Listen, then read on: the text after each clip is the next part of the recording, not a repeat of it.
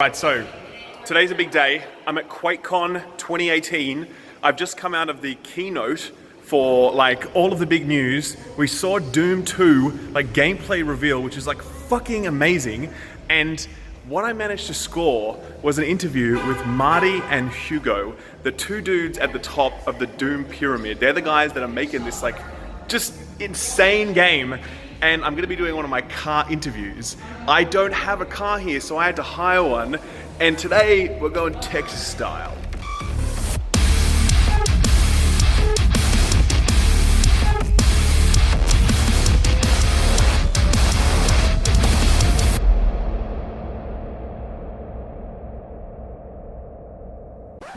You're not stupid. Jazz is stupid. Jazz is stupid. I mean, just play the right notes. Okay, we're finally here. We're in the car. I had to go pick these guys up from the foyer, as we say in my homeland. So we're rolling here. We are now in, as I said, my battle tank, which is a hired car. It's a Dodge Ram. I'm assuming they call it a Ram because that's what you do to other cars with a vehicle this large. Absolutely. Actually, can I ask you a favor? Could you mind sitting in the middle? I can sit Is that in the alright? middle. And then, like, can you also try and lean forward as much as possible? I will do that. Because otherwise, what the camera will do is it'll do this thing where it's trying to constantly zoom in on your head. We are now in the car, and I also drive on the other side of the road in my homeland. So like, we are in trouble. Even as I was leaving the car park, awesome. the guy was like, "Dude, this is a big car." This is a serious truck. You're rolling like a real Texan right now. I feel it. Like, yeah, Super jealous. I'm really. Look I at haven't this. ridden in a truck in a long This time. person is in a real truck with a bed in it. I don't think I can get through there. Do you think I can get through there? Yes. As part of the show, You're in a Ram. That is Come on. That is the job of the Ram. Okay, right. We're As part of the show, I feel like we should go to a lumber yard.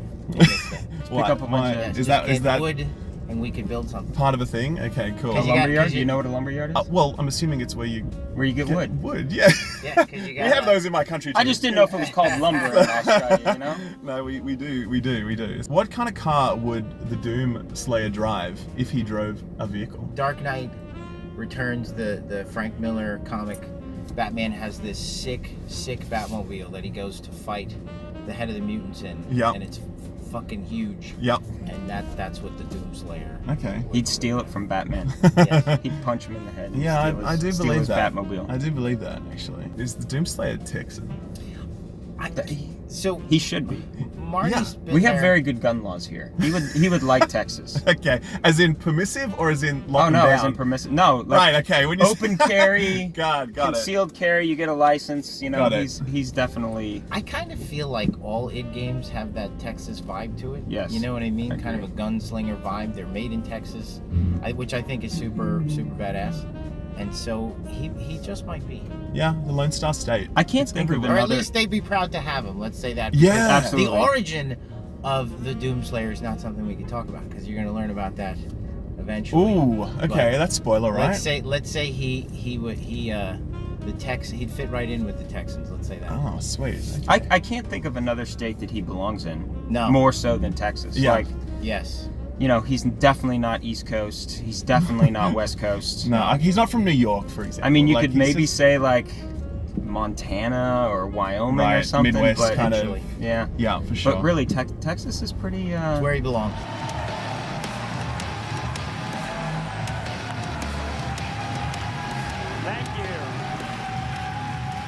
So we're now here. We're at Gaylord, Texas. It's a resort, and we just had the keynote earlier today. And I want to talk to you guys about how you're feeling, because like you've been working on this thing for like forever now, and it's out of the bag. How does it feel to like, you know, have it out there? It feels amazing. It does. It's like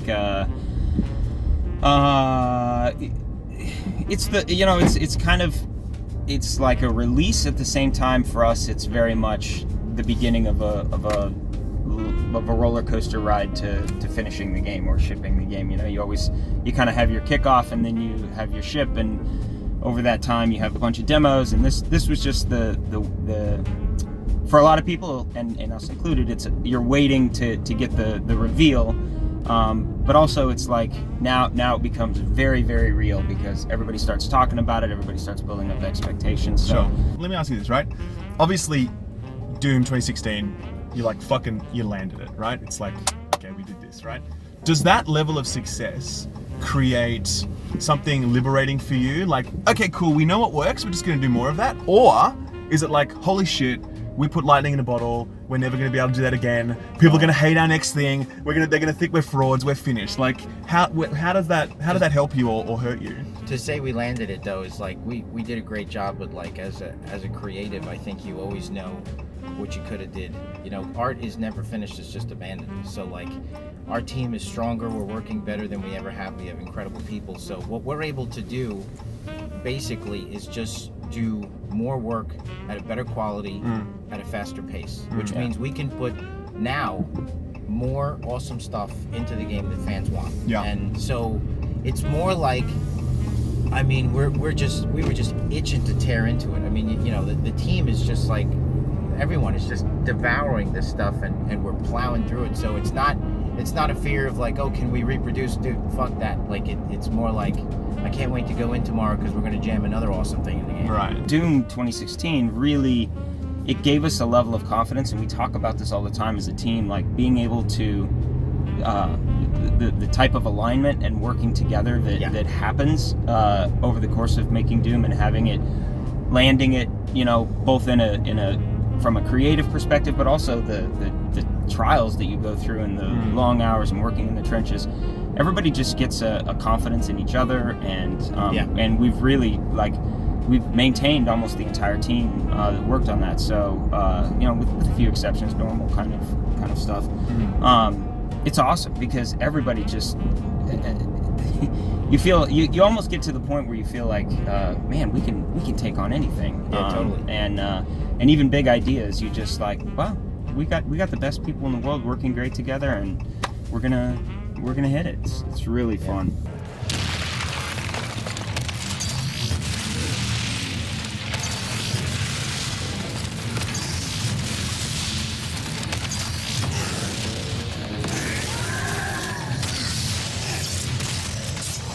So listen, I want to get some drive-through, but I think this is the wrong place. The plan was to get like drive-through from Waterberg. Waterberg is good. It is Yeah, great. I know there's definitely one around here somewhere. Waterberg is nearby. 0.2 miles. Yeah, That's really close. That's the one. Nice. We're doing it right. Texans are going to be proud when they watch this. We're promoting Waterberg. Really? And Canes. Okay, cool. Because I did a Canada one with the Warframe team, and we drove through Starbucks as opposed to like their Yep, it's right up local here. It's coffee that thing. orange and white. Oh, right. Excellent. Okay, cool. Hello. Hello. So, do you guys want anything? Yes. Sure. What are you going to get? I'll get a vanilla malt. One vanilla malt. I'll take that small shake or whatever you talked about. Salted. The salt. Yeah, and 2 salted caramel shakes, thanks. That's it. Thank you. No problem. 841. Thank you. Thank you very much. My son is leaving for college in a few weeks. Congratulations. And thank you. I think the thing he has said he's going to miss the most is Waterberg. No way. Absolutely. All right. Wow. Serious business. Not me. Not his sisters. All right. That's nice. Waterberg. So tell me, there's one scene in Dune, this trailer that really stuck out for me, and that was that the scene when the Slayer is walking through the base on Phobos. Yeah. And the people are looking at him. Tell me, like, how that scene came to be. Tell me the history of that scene. Very often, you know, you'll walk into a scene and in a video game, and it's NPC performance time, and some NPC is going to come in front of you, and it's all about him, and he's this really cool character, cool dialogue, but it's not so much about you as it is watching him and him talking to in his performance. Right. So we wanted to put the attention on you. You're the star of the show. So when I walk into a room, nobody says anything. They're awestruck by me and how we can make the player, you know, elicit an emotional response from the player by really essentially just walking down a hallway and no one saying anything. Yeah. It's not about some NPC performing in front of me. It's just about, if anything, it's just his reaction to me, and how he just wants to get the hell out of my way. And the coolest thing was too, it's like that you could also tell a lean story. Like, people don't have to be yapping nonstop to tell an effective story, to communicate who I am as the player, you know, tell you something about the hero. People are scared of him. He's this legendary figure. Say all these things, and there's maybe like 6 words said. One guy says, "Oh my," just the one guy who says, "Oh my God, it's him." But then throughout that sequence, we're telling you all kinds of stuff. I mean, the opening line, you know, hostiles approaching the BFG 10,000. She says they've overrun the lower levels. Like, you can see that there's a struggle going on. If you're paying attention, there's a struggling going on. Not everybody's down with this human invasion. Clearly, you're dealing with the I just work here guys. That's why we always think of that as the guy's like, what the hell is going on? I just work here. Yeah. You know, and then that one line that the guy says corporate says we got to let him through, and the guy turns around like, what? Why? Like, you could tell that they're not in on this. That there's some top brass who caused this, who's delivering these insane orders, and these poor guys are like, what the hell? And then, you know, just based on the way they react to him, and that one guy says, oh my god, it's him, that they've heard of the legend of the Slayer. Like, they know of him. Maybe they've seen muddled video footage, or amongst the UAC employees there's just these whispers of this guy, but like corporate tries to hide it, you know, they don't want to be scared or whatever. So all this stuff comes from just like their reactions and a handful of lines. We take great pride in being able to tell effective stories with really a minimal amount of dialogue and content. Very, very lean as it was in 2016. Mm-hmm. And then I love that this is really important to us, that he's not a bully. He doesn't stare down the nerdy guy. Sure. You know, we always described it as in the first room, I'm walking amongst like the science nerds. Yeah. And I'm like, this big dude who walks in with the science nerds, right? Yeah. I'm not going to bully them. I don't need to stare down that science nerd. I love that he just sees the door, and they're all so impressed by him, but the only thing the Doomslayer's thinking is, keycard. I want I that need the keycard. door. You know? And then when he gets out there, he gets in with the jocks, somebody who thinks they're in space armor too. Yeah. And in most games... And carrying guns. Guns. So in most games... Then you see just pop things, you know? It's just like, and they're scared of you. In most games, those guys would put up a fight, you might die behind a door. I love how they try to step to you. So now I'm out of the science lab and I'm in with the jocks. And he goes to step to you but realizes mid-sentence. So for that sequence, it's very subtle. But he didn't stare down the nerd, but he just for a brief moment stares down the guard. Yeah, who I did. raised his voice to him. I did notice that, actually. It was like, I don't know, the whole construction of that, because I know you've spoken about RoboCop in the past. Yeah. And like that felt very RoboCop. It just felt absolutely. like, and it's like he's walking through that police station for the first time, and everyone's like, holy fucking shit, it's we watched that RoboCop. all the time. It's the fact that you picked the exact scene that was the kind of reference point for that. There are a couple, but that's there a is, big- Terminator is Sure. also a good Yeah, reference like, I point. need you to close your boots and your motorcycle. Yeah. Yeah, And just it's that the kind of idea thing. that like people like that who are uncompromising and very direct, and you know they could just do whatever they want essentially, but they don't take advantage of it. Those are admirable characters and stories, people that you could root for, people that you aspire to be, and that are appealing to watch. And so that's really who the Doomslayer is. Do you ever feel like the Doomslayer is too badass? Like, you want him to have like a tender love scene, or like he needs to deliver a speech to the United Nations about like, please No. stop this demon No. research, we're going down the wrong path. Is there ever any space where we need the Doomslayer to be less badass? No, the only space there is to ask the question, why is he so angry? Right. Okay. Is that a question that gets answered? I wonder if Maybe. we'll answer that soon. Right, okay, fair What enough. made him this way? Right, Yeah. got it. Okay.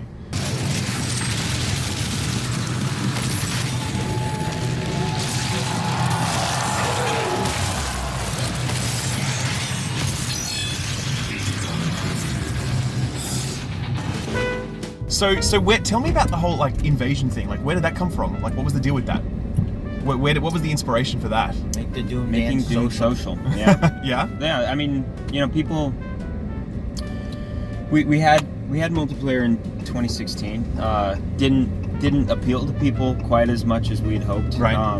And for a lot of understandable reasons. And the biggest one was that it wasn't a social experience really perfectly aligned with what people loved about Doom, which was playing the campaign. We did have playable demons in the multiplayer, and as we kind of team started to look at the options, invasion was just something that a lot of inspiration from some other games, and Oh my God, and that's it amazing. works. Yeah, isn't it amazing? It is so good. Holy shit. Anyway, go on, please.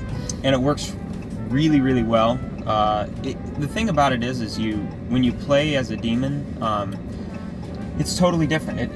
It almost broadens the experience, because you get a chance to see things from and have mechanics and gameplay and speed that's different than the Slayers. So you kind of get a whole different game within a game, and from a Slayer's perspective, it just makes playing the campaign much more dynamic, unpredictable, a lot of drama, we've just touched on it here at QuakeCon, so we're going to be doing a lot more on it down the road. And I think as we dive into the mechanics of it, we really start to talk about some of the features of it. People will understand where we're coming from. Right. So I think people just love the idea instinctively. It just kind of clicks. It just comes together like two drops of water. Do you know what I mean? Perfectly. Fits Doom perfectly. The thing is, it's the Doom dance, but with your friends. Yeah. And the key was, it seemed like the best, most intelligent way to be able to play Doom with your friends without completely messing up the experience. Where like you have to compromise the Doom dance just to be able to play with your friends. Right. And then when you looked at it, it's like, well, why wouldn't you play as the demons? They're a huge part of the Doom franchise. It's about good versus evil, Slayer versus demons. And we spend so much time developing the enemies. We call them chess pieces. They have wonderful attacks. They've got tons of personality. They're fun to play against. They're fun to be as. So it's like, we totally should just consider them one of the options for what players can become in order to play against each other. And it works extremely well. It has its own flavor, but certainly Invasion has been around. It's no secret I'm like a huge fan of Bloodborne and stuff. And so, but the minute that you put it in our game, because of our enemy types, it just has its own feel to it. But the best part is it totally feels like Doom. Right. You know, you're not compromising anything. So the Doom dance with your friends. Awesome. Tell me, how do you guys explain to your kids what you do for a living? My son, he was there, but all of my kids are there. Yeah. Were they really? Our kids But were they either saw there or watching the stream. They saw all the trailer, they saw the blood, so obviously there's no like, hey, we make sure that they need to be 15 years and over to watch this stuff before that. My daughter is 6, my son is 8, and then I have a 1-year-old, and they were all there. Oh, that's amazing. And my daughter afterwards, I'm like, what did you think? And she's like, it was scary. Oh, that's adorable. But That's kids are awesome. Well, first of all, this stuff's going on in my house all the time. Sure. And I always try to like get them used to it, because I always try to get them excited that that's what Daddy does. I mean, I want them to be interested in pop culture, obviously, but as typically the case with kids and being a parent, they're never quite as interested as you want them to be. Right. I expected my son, who's really big gamer, and we play together all the time, all kinds of stuff. And as soon as the presentation was over, I'm like, "What'd you think, Vance?" He's like, "It was good. Can we go in the pool?" I mean, it was like right after the sword, and everybody erupts, and I'm like, I just looked super cool in front of my son. He thinks Daddy is the shit. I'm just like, Vance, what do you think? Let's go to the pool. Let's go to the water park. That's so amazing. Oh, that's so good. Hey, I've got an idea for a game, right? It's like, imagine the Slayer, he has a son, right, to a demon, and then the demon dies, and then the Slayer needs to take his son through the levels and shit. Wait, And like teach him fatherly things, give him fatherly advice while slaying demons. So Do you like God of The Doom? Slayer has a son, God of Doom. This is what I want to call it. Does this idea have legs? Is this a winner? You're pushing us into these comparisons. I don't know about this. Yes. Well, I'm all about like pop culture references. If we want to, that's quite the question. First, we said, what state do we think the Slayer would from? And now we're asking the question, what kind of a father would the Slayer Exactly right. Do you know what I mean? Especially to a child. Would he be a good dad? I don't know. That's a good question. That's a good question. He'd be I don't know. Tough love, I'm guessing. I don't really think, but maybe it's not. Maybe it's the other side of him, and he's like, I think the real question is, what would the son of the Slayer be like? That would be interesting. That's a good story. Yeah. He would be a little out of control, Yeah, a little bit out of control. Yeah. Look, anyway, guys, that's it. I just wanted to say a huge thank you. Like, Doom 2016, like Doom, I've been playing id games for as long as it's been id, you know what I mean? And I wouldn't be sitting in this car today were it not for id. And, the stuff that you guys have been doing forever is incredible. Doom 2016 was just this complete shocking masterpiece, which is just like, holy fuck. Because I remember when the multiplayer came out, and there was like the review embargo, and everyone's like, I don't know, is this gonna suck, man? I don't know. Yeah. And then everyone came out and they're like, wait a second, this is actually the best fucking thing ever, So That's awesome. It's nice of you to what say. you guys have done is incredible. What we saw today was just nuts. Yeah, you just and wait. I'm sure that it's going to be Absolutely. pretty nuts. And we can expect the release date. Obviously, you'll reveal that right now. I'm sure. Nope. Right. Okay. Damn. I was just hoping we'd flow naturally Sorry. into that. Yes. Butter you up a little bit and then go for the kill. But no, seriously. Take another swig of that Yeah. sweet caramel. Well, That's all. There's not enough alcohol in this for that. That's the for only that sugar one. I'm getting today, you know. But no, seriously, thank you very much, and good luck with everything. You guys are just amazing. Thank you so much. thank you very much. Appreciate it.